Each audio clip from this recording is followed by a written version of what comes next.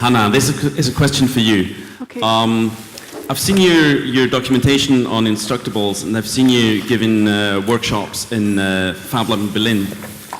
My question is about knowledge sharing, and because Massimo talked about the topic of tacit knowledge, and I addressed it yesterday as well. Mm-hmm. There's a lot of very subtle information that you give to your participants when giving a workshop, which is very hard to find back in Instructables, and which would require quite a lot of reverse engineering or actually electronics knowledge or whatever to sort of get to that point. Could you give us an estimate how much of this on-the-spot kind of, just because you see what's going on, you're given that information, how much, what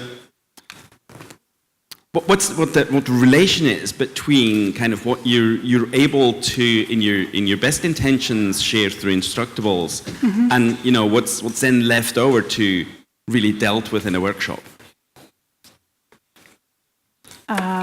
The difference in sharing these kinds of knowledge through online platform Instructables versus workshop where with the person.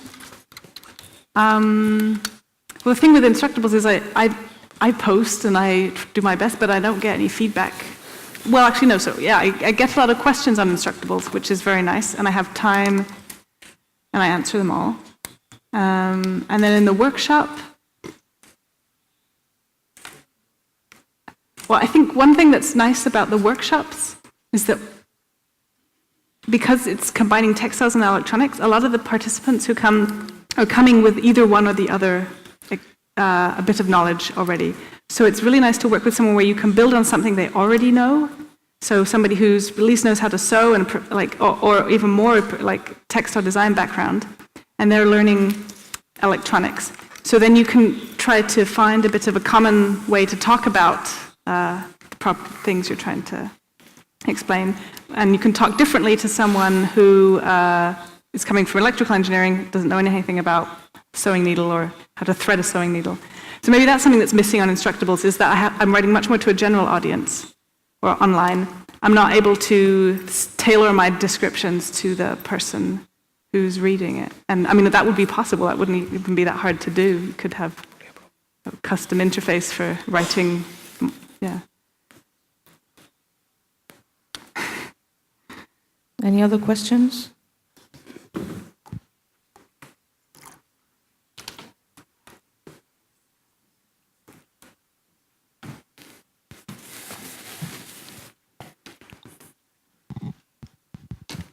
Opa, en ambos casos sois como dos plataformas con repositorios. Sí.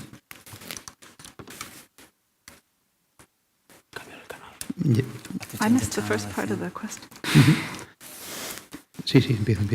Sí, no, decía que sois dos plataformas, dos repositorios de contenidos o de cosas que otros podemos utilizar para hacer otras cosas, ¿no? Y quería saber si tenéis como datos, no tanto, no sé, bueno, si los tenéis cuantitativos, vale, ¿no? Pero sobre todo un poco como de un feedback de usuarios que realmente estén usando esas cosas que ponemos a su disposición, ¿no? Si realmente hay, o incluso si lo usan y si nos mandan mejoras o sugerencias o para qué lo han utilizado, para saber un poco si realmente estamos construyendo repositorios que alguien utiliza después, ¿no? Experts, ¿sois un repositorio? Daniel?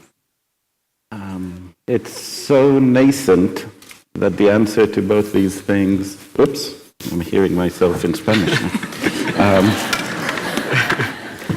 It's very early days. There is a back end.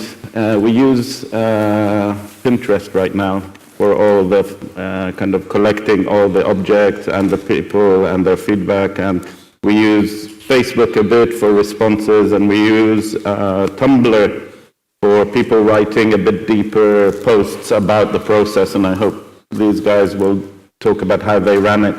Collecting feedback is kind of the hasn't happened yet. We literally are less than half a year old in that sense. As a repository, I mean, we hope that there'll be enough films that people can start analyzing. I mean, if you ask yourself which of the projects are scalable, which are just a unique story between two people, and which are bits of invention that could carry on, there are some projects that have become people's, entrepreneurial beginnings, and there are other projects that have inspired. So the scalability is very interesting, as is the feedback, but it's really early days and we don't really know how to do it yet. If you have any ideas, please join us and tell us. I mean, we do believe that the more people do and get involved, the more there is value on all kinds of levels. One of them is as a repository, yeah. I mean, when we get to 10,000 films, we'll be able to do kind of feedback to certain companies about their products maybe. We'll be able to see certain behaviors, things that work. So yes. De hecho, yo creo que cuando crezca todo esto, lo bonito será que no haya feedback. Es decir, no el hecho de crear una comunidad, sino que la gente simplemente lo introduzca en su vida como una manera de volver a hacer cosas más sencillas. Y el hecho de que haya feedback es como que se crea como una plataforma que es muy grande, no sé qué. Yo, para mí, lo bonito sería que la gente lo hiciera sin tener que decir que lo está haciendo, creo. No. Any other question from the floor? I have one question, which is in a way for all of us, for all of you. And it might be a bit of an old-fashioned kind of question, but one thing I've noticed in all the presentations we've just had is that you are interested in processes, you are interested in results, but you're not interested, or you don't seem to be interested in the actual look of things, in the actual aesthetics of the results. Now, whether that is true or not, I don't know, but it's not something either of you have actually talked about. So I'd like to know what you think about that. Well, for my part, I think a lot of what interests me in the work is the aesthetics of it. Is that and so in at least my own work, I pay a lot of attention to the design and of the objects, and even just the examples that I make. But then when I do workshops, I realize that's something that becomes frustrating as you're trying to teach new knowledge, new processes, and make it look good. Becomes a lot. And so the outcome of workshop is often a bit kind of pieced together because it's the result of a very short process.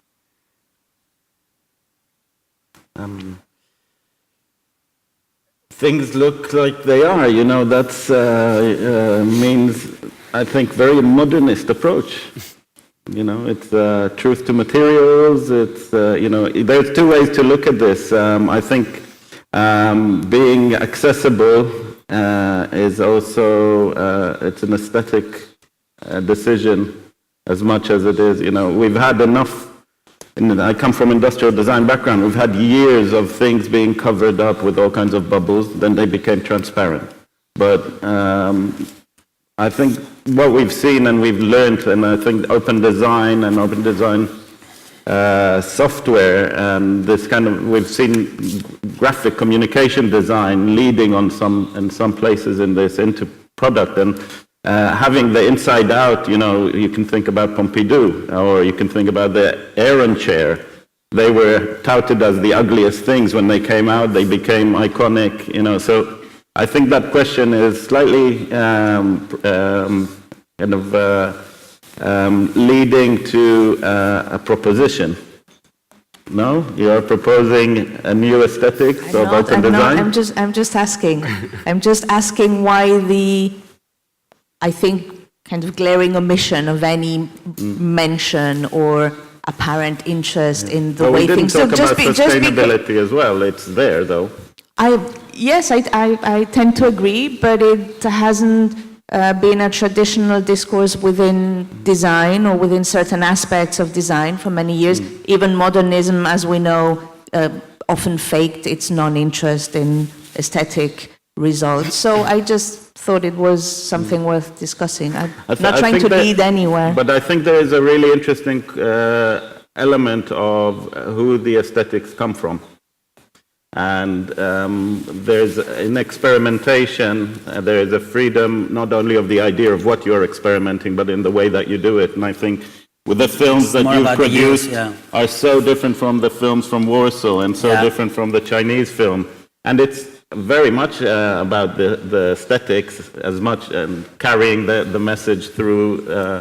And I think there is something about the medias that are being used, that the materials are being let.